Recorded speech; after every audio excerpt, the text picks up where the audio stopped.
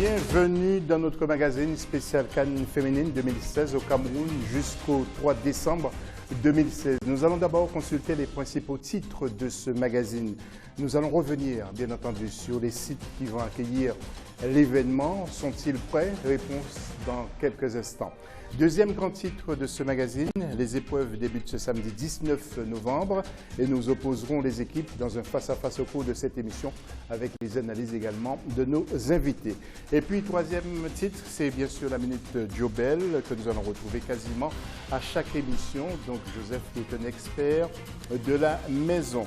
Nos invités maintenant que vous allez découvrir, Madame Nyamsi Andrea, ancienne Lyon indomptable qui compte 22 sélections, ancienne gardienne de but, ou gardienne de but plutôt.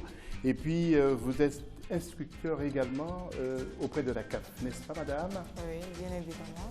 Ce n'est qu'une partie de ce que vous faites et de votre palmarès. Et ce palmarès, c'est en fait, si vous le dites bien, je crois que c'est ça. Oui, c'est presque deux pages à peu près. Nous avons également avec nous Emmanuel Ambokolo. Emmanuel, bonsoir. Vous êtes team manager des U23 du Cameroun. Vous vous occupez de toutes les paperasses et il ne faut pas oublier surtout aussi les licences. Lorsque vous allez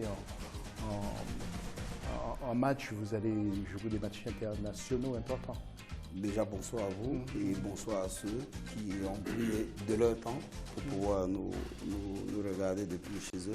Il faut dire que ce n'est pas une tâche facile. Ce n'est pas une tâche facile être en charge de l'administration de cette équipe-là. Mais aussi, c'est quelque chose d'édifiant et de très intéressant parce que ça vous permet d'être au four au moulin et de mieux comprendre un peu l'environnement et quels sont les besoins et même les désirata de ces jeunes, c'est important. On va y revenir et vous êtes en face de toutes les contraintes. Vous devriez aussi rendre des comptes auprès de votre ministère de tutelle par moment. On va y revenir tout à l'heure. Et puis, le grand Jean-Paul Lacono que nous recevons. Quel plaisir de vous recevoir. Vous avez été ancien joueur de l'Indomptable. Vous n'avez joué que match. On en reparlera aussi au cours de cette émission, sauf si je me trompe. Vous avez permis à l'équipe du Cameroun de remporter les Jeux Olympiques de Sydney en 2000. Vous avez entraîné le Tchad et puis vous avez permis à l'équipe du Cameroun, aux Lions indomptables, de se qualifier. Et ensuite, on n'a rien compris. Vous avez été limogé pour être remplacé par un Allemand. Vous allez nous dire quelles ont été les raisons, peut-être que vous l'avez déjà raconté sur des médias, mais vous allez raconter aux téléspectateurs d'Africa 24 encore ce soir. Bonsoir, monsieur Akono. Bonsoir. Voilà. C'est un grand plaisir pour moi que de me retrouver parmi vous ce soir et peut-être de partager un peu de mon expérience avec les nombreux auditeurs d'Africa 24. Merci. L'interactivité maintenant. Bonsoir José. Donc dans un premier temps, je vais d'abord rappeler à nos téléspectateurs et à tous les internautes comment ils peuvent participer à cette émission en direct avec leurs commentaires, leurs réactions et leurs questions. Donc premièrement avec le hashtag A242016 sur Twitter et sur Facebook et avec l'adresse canféminine.cameroun2016@africa24tv.com.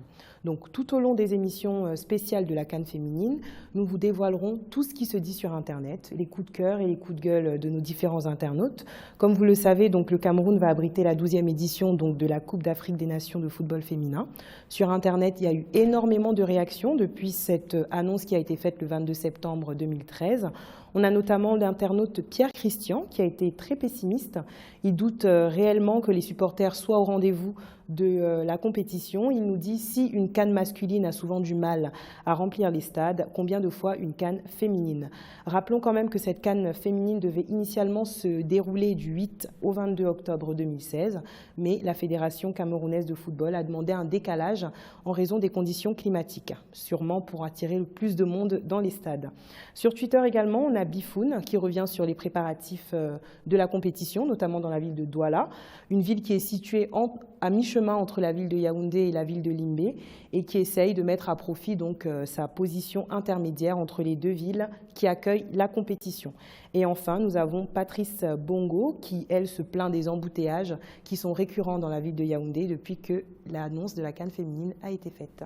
Effectivement. Merci Gaël, que nous allons retrouver bien entendu dans la deuxième partie de cette émission pour animer bien sûr le web d'Africa 24 et surtout de cette CAN féminine. Nous allons parler de la une de ce magazine.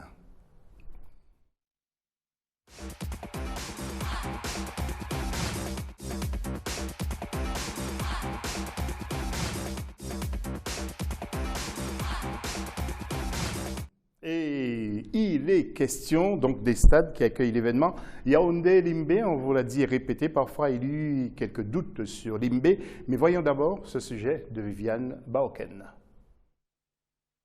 Du 19 novembre au 3 décembre 2016, la République du Cameroun organise la Coupe d'Afrique des Nations de football féminine, un rendez-vous important que le pays ne peut pas louper. À Limbé, au stade omnisport de Fandena et au stade militaire de Ngouaikele, on veut tenir les délais. Les villes de Yaoundé au centre et Limbé dans la région du sud-ouest seront les hôtes de la 10e édition de la Coupe d'Afrique des Nations de football féminin. Dans la capitale, les préparatifs s'accélèrent. Le comité d'organisation de ce grand rendez-vous sportif qui a pris ses quartiers depuis quelques mois au Palais des Sports de Yaoundé rassure. Nous sommes prêts, comme nous l'avions dit lors du passage de la CAF, et nous continuons à peaufiner les différents préparatifs relatifs à l'événement. L'organisation proprement dite est assurée par un ensemble de commissions techniques. Elles sont 14 au total. Leur principal rôle, élaborer les plans d'action et mettre en œuvre les directives du comité d'organisation dans leurs domaines respectifs. Andrea Niamsi, est-ce que vous étiez inquiète pour ce qui concerne la restructuration des stades? Par exemple, surtout Limbé, on a beaucoup évoqué ce stade.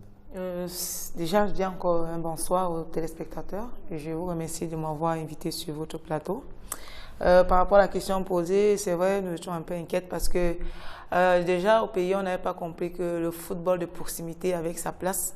Il y avait la construction des stades comme celui de Limbé et il y avait de quoi être inquiet déjà au départ. Mais à la fin, on a vu le travail qui a été fait, qui a été abattu et c'est pourquoi nous accueillons cette CAN-là aujourd'hui et surtout dans cette zone-là. Toujours est-il que c'est une zone anglaise, déjà il faut le signifier. Donc avec cette CAN, je pense que l'arrière-pays pourra toucher du doigt le football féminin. Emmanuel, le choix de l'État a été un bon choix justement de choisir Limbé, mais aussi surtout la capitale économique, Yaoundé. Oui, c'est vrai. Déjà, la capitale politique Yaoundé, c'est un peu le nombril. Maintenant, Limbé aussi, c'était important parce que ville balnéaire et ville qui pouvait simplement permettre de rattacher en même temps la région du centre, passant par le littoral et puis toute la grande région sud-ouest qui est zone anglophone. Il fallait bien que de ce côté-là aussi, on s'approprie ce football féminin-là qui monte tout en puissance, qui commence à prendre du terrain dans notre pays.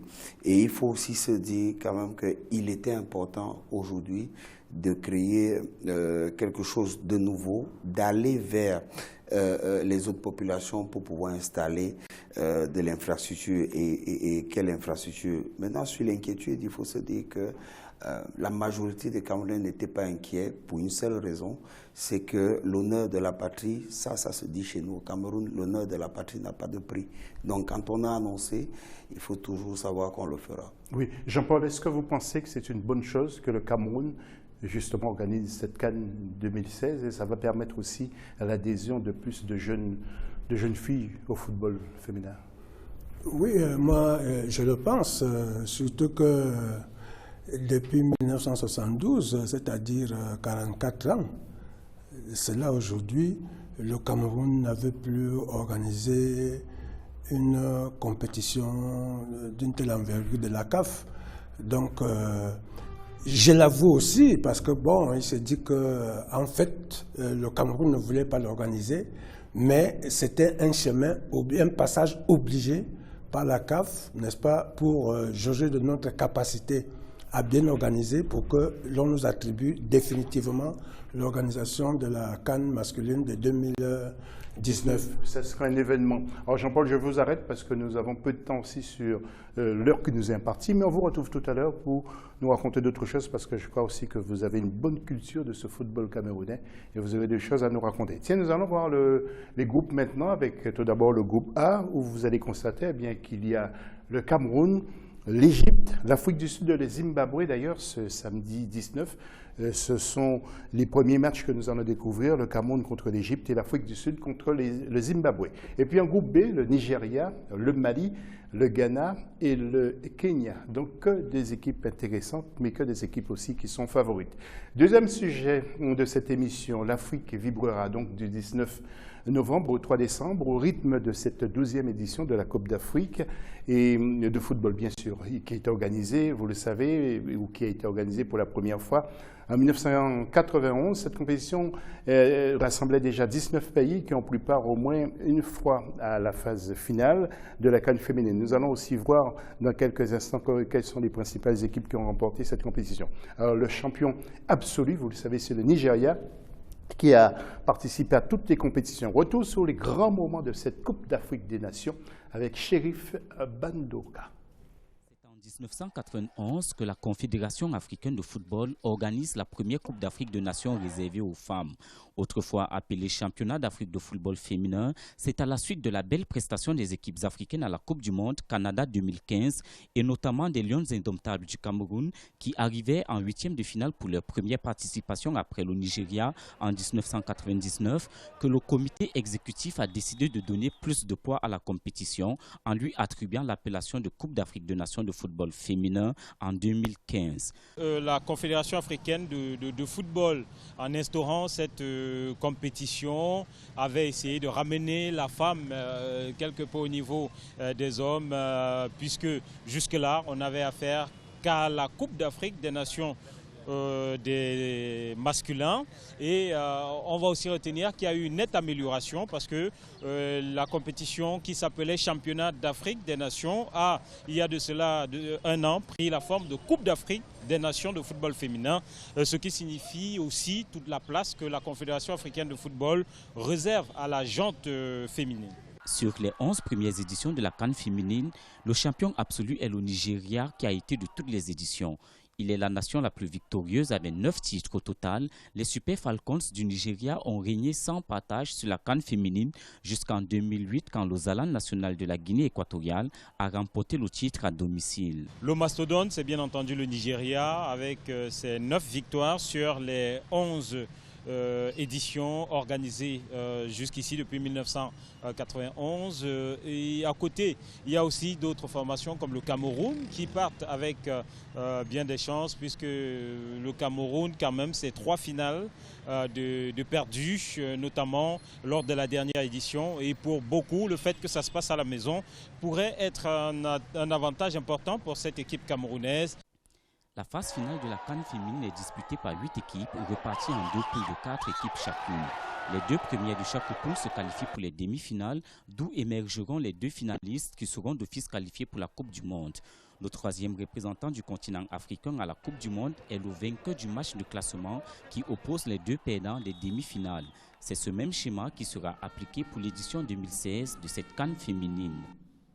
Andrea Nyamsi, pourquoi les Lions indomptables n'ont pas remporté une seule fois cette Coupe d'Afrique des Nations? Vous avez laissé ça plutôt aux Nigérianes et aux Équato-Guinéennes. Je vais vous répondre aussi simplement que possible en vous disant le fait de n'avoir pas déjà remporté ce trophée n'est pas l'apanage de cette supériorité nigériane. Je vais juste réitérer quelque chose en vous disant, lorsque nous avons participé à la première Coupe d'Afrique en 1998 déjà, nous sommes partis pour être la meilleure nation de football féminin en Afrique. Mais maintenant, le jour de la haute compétition a ses prérogatives. Et en ce moment-là, on se dit que ce n'est pas le championnat que nous avons l'habitude de jouer. Là, nous avons en face d'autres équipes, d'autres pays avec leur façon à eux de jouer. Donc, au jour d'aujourd'hui, le fait que la compétition se déroule chez nous, pas que nous devons déjà de gagner cette compétition, nous devons la gagner parce que pour faire comprendre aux supporters camerounais, aux Camerounais à la maison qu'on est fort quand même chez soi. Donc le fait de n'avoir pas déjà remporté ce trophée-là, je dis, il y a un travail qui a été fait, il y a un travail qui a abattu et je crois que le résultat, ce serait ce qui va se passer en finale, parce que je sais une chose, nous arriverons en finale. Voilà, Emmanuel et Jean-Paul, vous avez une petite minute pour nous répondre, pas sur les chances justement de cette équipe camerounaise, mais comment voyez-vous justement cet événement?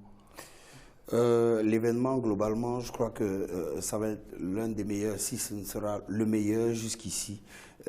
Parce que on a tendance à penser directement au Cameroun, au Nigeria, au Ghana. Mais sur ce qu'on a vu, il y a des équipes qui montent en puissance et qui impressionnent, telles que le Kenya et même le Mali. Le Kenya, on l'a vu sur les matchs amicaux. Et le match contre le Cameroun, ça a été une équipe impressionnante. Maintenant, on aura vu aussi le Mali contre le Cameroun. Et on a vu le Mali qui a inquiété la Guinée équatoriale en match. C'est très important. En deuxième partie, parce que nous allons confronter les équipes, surtout les adversaires. Jean-Paul, vous aimeriez bien être à la tête de cette équipe camerounaise, j'imagine, à la tête des filles, non? Non, il y a déjà un sélectionneur très compétent qui y est. Je crois qu'il est là depuis pratiquement plus de 14 ans ou 15 ans, quelque chose comme ça. C'est pratiquement lui qui a vraiment monté cette équipe nationale des cadets, juniors, des U17, des U20, jusqu'à cette grande équipe que nous avons aujourd'hui. D'accord. Jean-Paul, on se retrouve tout à l'heure, bien sûr. C'est la fin de la première partie de cette émission. Nous allons nous retrouver tout à l'heure pour parler des affiches, justement. Et vous savez que ce samedi, il y a un certain Cameroun contre l'Égypte, un stade de Yaoundé qui sera sans doute rempli et ce match se jouera à guichet fermé. On se retrouve tout à l'heure pour la deuxième partie. À tout de suite.